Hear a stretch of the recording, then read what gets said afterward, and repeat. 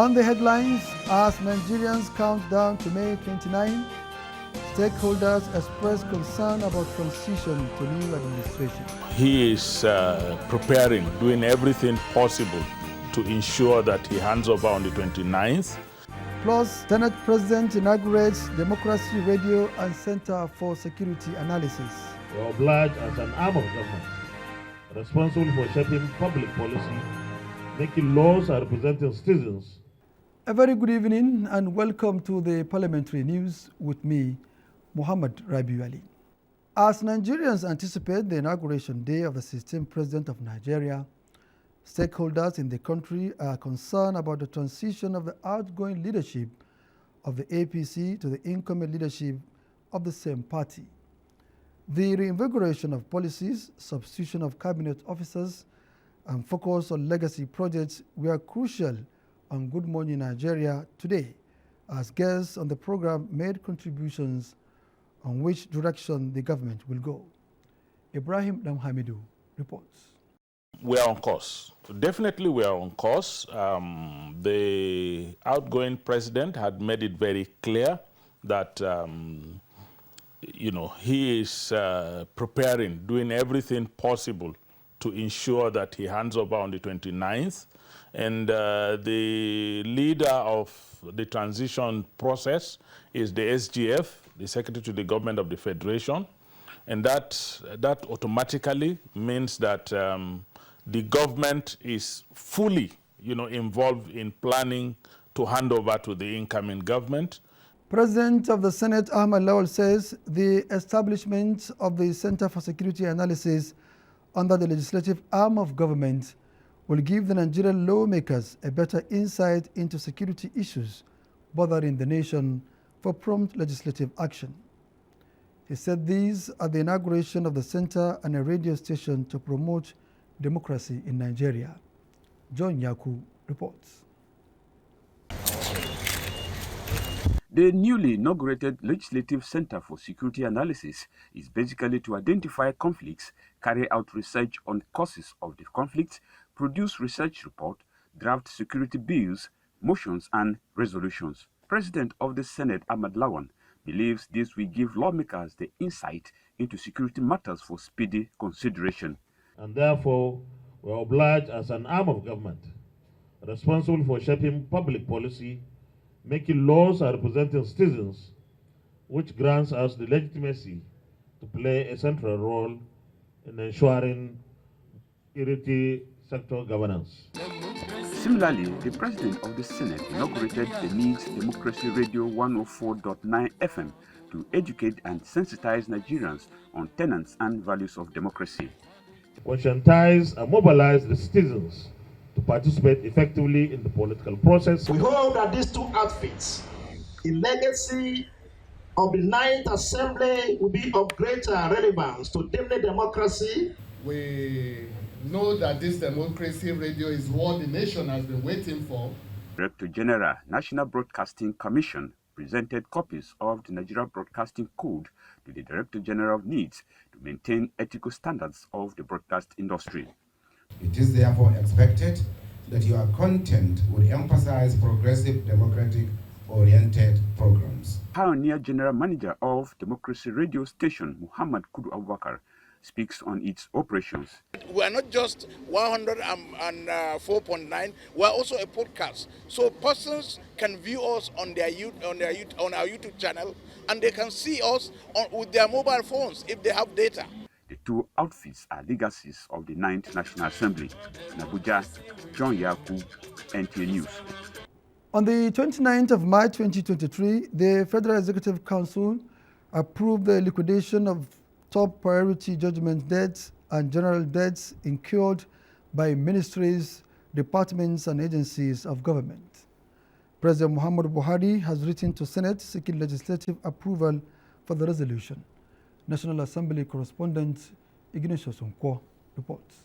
For the resolution of the National Assembly. Plenary commenced with President of the Senate Ahmed Lawan reading executive communication from President Muhammadu Buhari. The letter seeks approval of Senate to liquidate various judgment debts incurred by the federal government.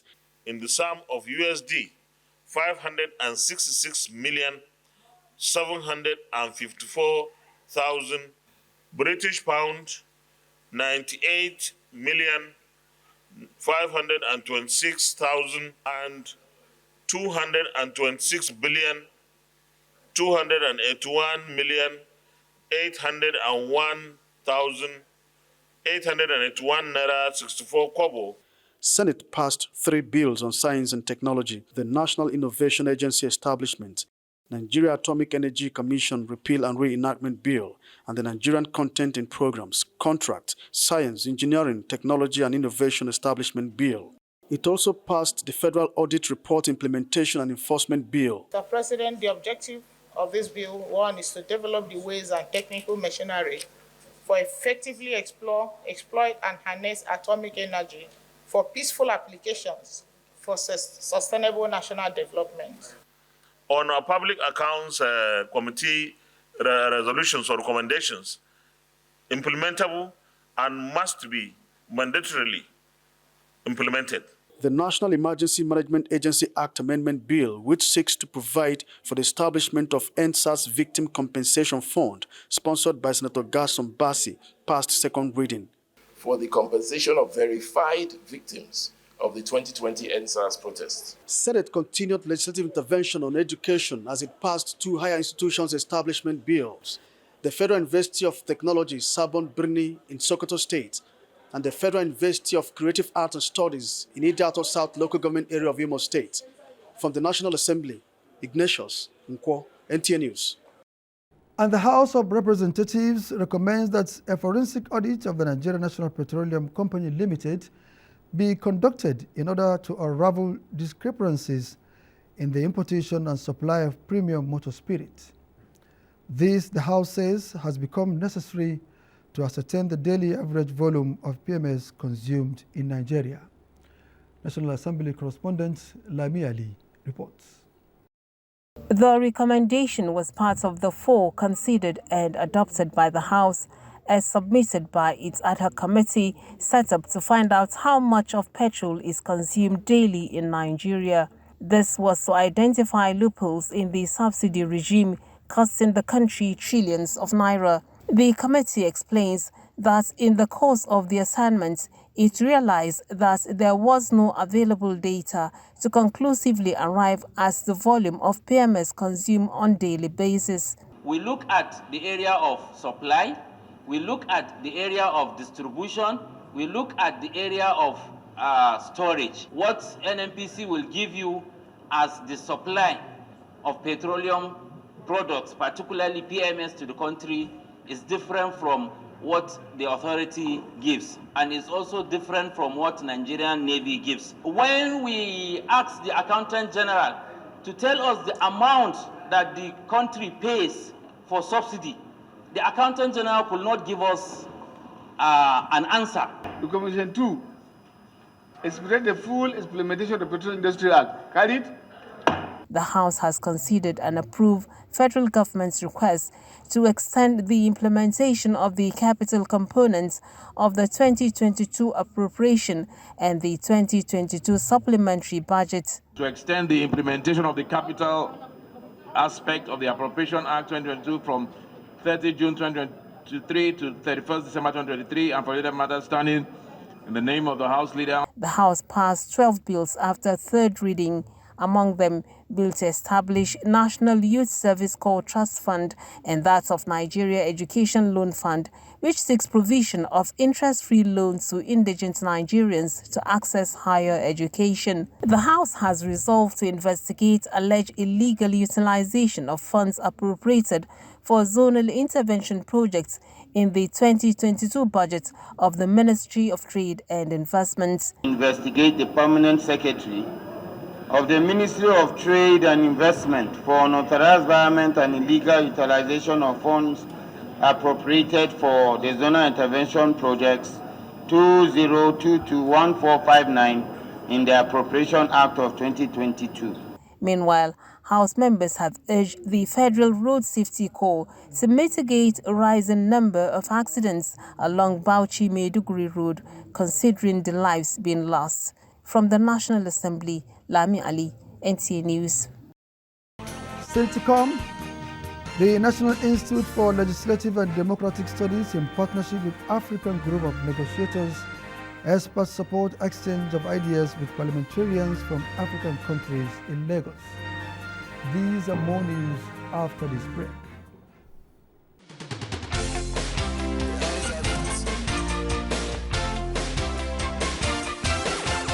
NTA Parliament is a dedicated 24-hour channel that broadcasts activities of the Nigerian Senate, Federal House of Representatives, and all the 36 state houses of assembly. NTA Parliament, strengthening Nigeria's democracy.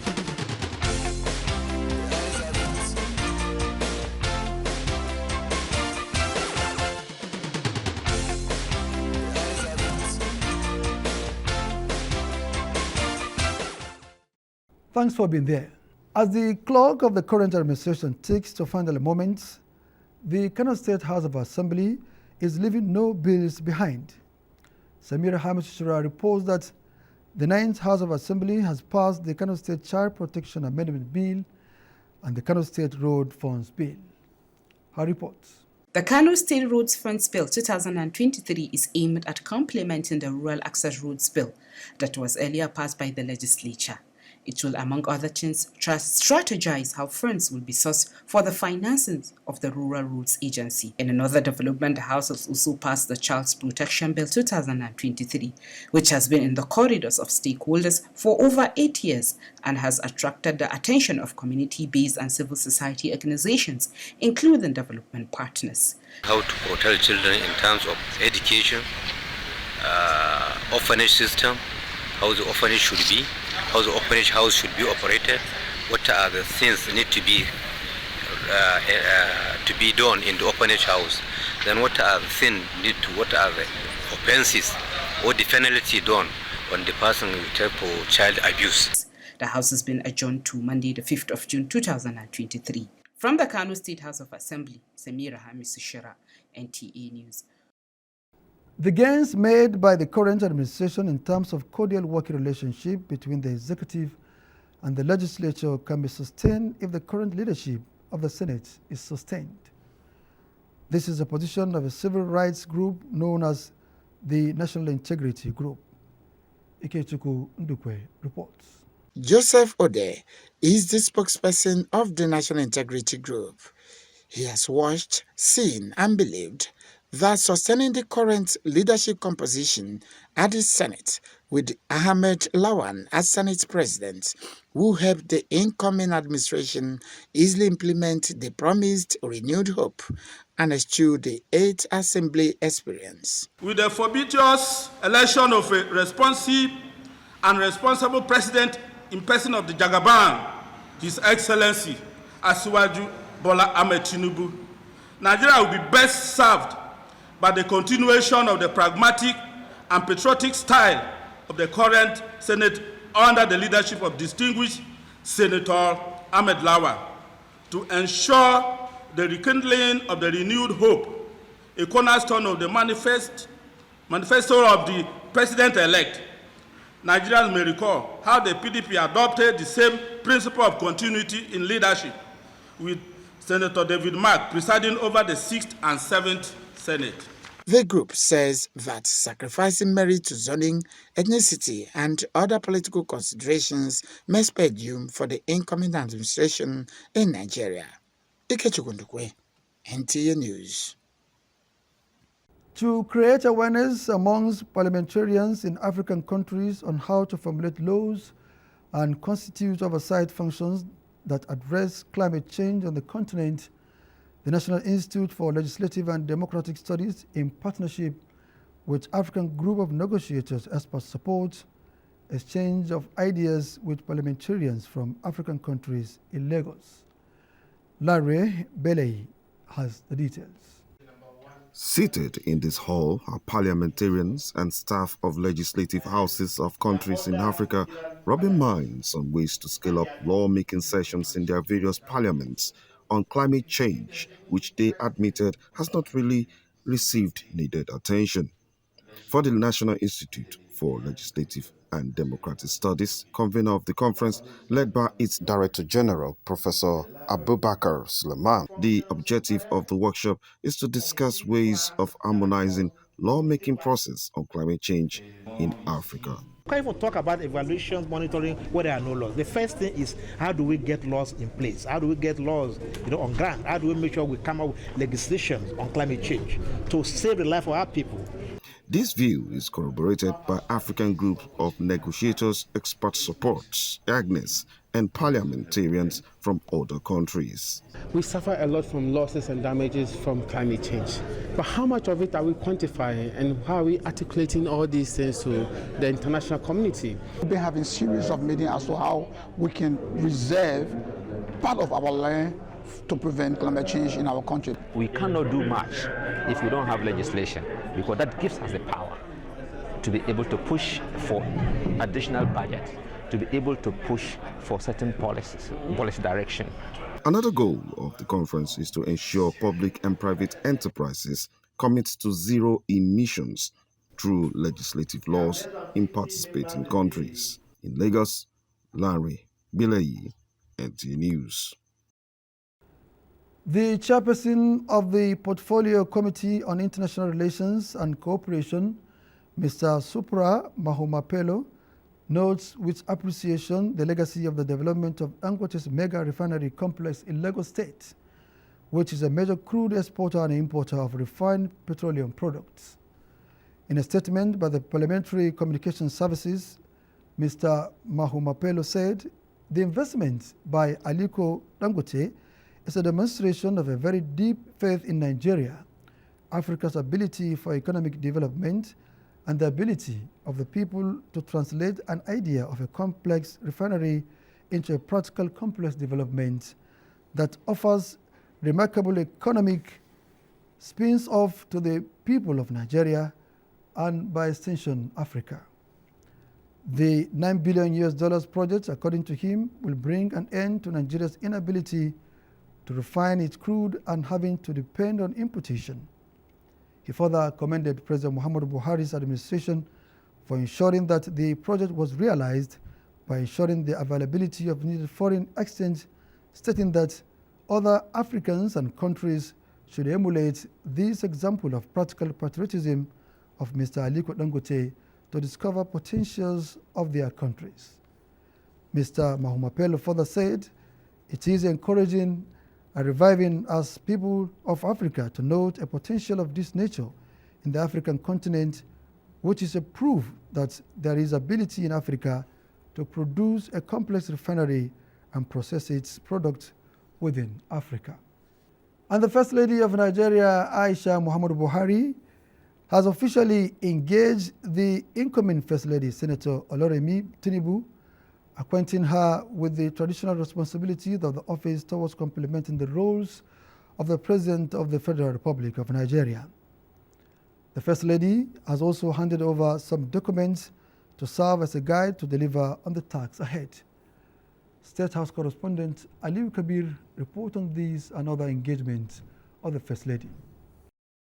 Receiving the incoming First Lady in the State House, the First Lady of Nigeria, Aisha Buhari, has expressed confidence in the outstanding leadership role of Senator Oluremi Tinubu, both as a lawmaker and during her tenure as the First Lady of Lagos State. Mrs. Buhari explained that though the office of the First Lady is unconstitutional, but the role of the spouses of the President across the globe cannot be neglected, taking into cognizance their complementary functions towards serving humanity. She maintained that Senator Oluremi Tinubu is courageous to perform that task. She therefore handed over some documents to incoming First Lady, preparatory for her final disengagement from the affairs of the office. Mrs. Buhari has also presented the seal of the Africa First Lady's Peace Mission to the incoming First Lady, confirming the hosting right of their annual general meeting.